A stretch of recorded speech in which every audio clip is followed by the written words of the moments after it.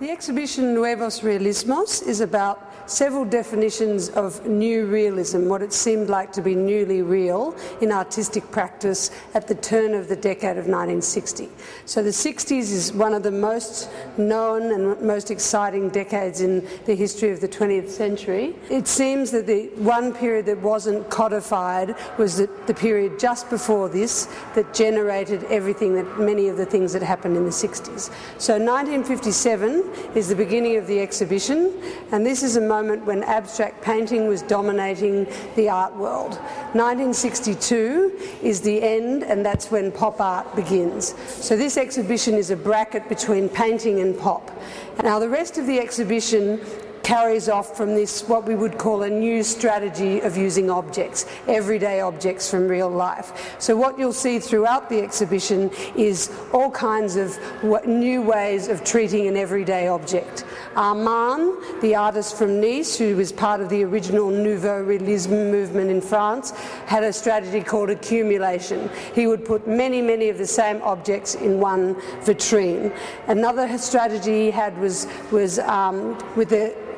it was called poubelles, which is a trash can in France, so it was just a lot of refuse from society and framing it for us to consider it in the context of art.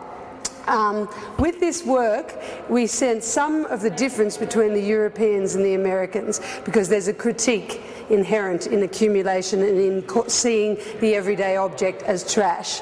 The Americans were much more celebrating the pop-like things from real life. So we get this sort of celebration in America and this slightly pathos-tinged critique by the European artists using the same material.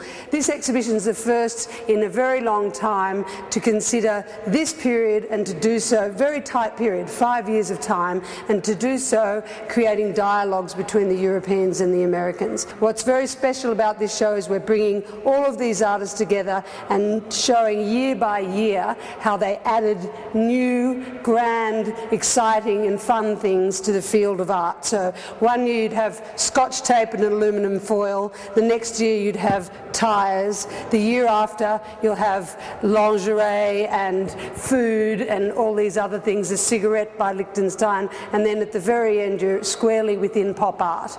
Now there's also these sort of internal debates, who stole the idea of pop art, right? Because this show reveals that it was clearly invented in Europe in many ways.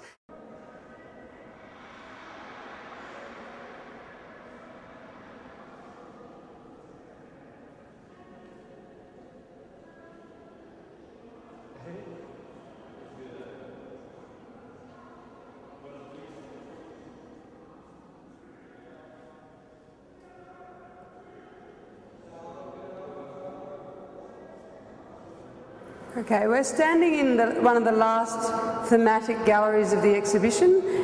This space is devoted to an historical exhibition in New York at the Sidney Janis Gallery called The New Realists, and that's really where we get the title for our exhibition. People confuse it with Nouveau Realisme. The reason why we have it in English and not French is because the French is the name of the actual movement, and we wanted to expand that definition. What would New Realism be in many different places at once? I'm standing with Claes Oldenburg's lingerie counter, which was in that exhibition at Sidney Janis in New York. Like many things in this room, all of the artists in this room were originally in that exhibition. And what we see which is a very rare thing, is putting the Europeans with the Americans. So we have Armand, Race, Warhol, Rotella, Oldenburg, Liechtenstein, Tingley and Christo. So this room really sort of, we hope that the visitor walks in and thinks about what would it be like in 1962 to see all these new definitions of the real together in one space.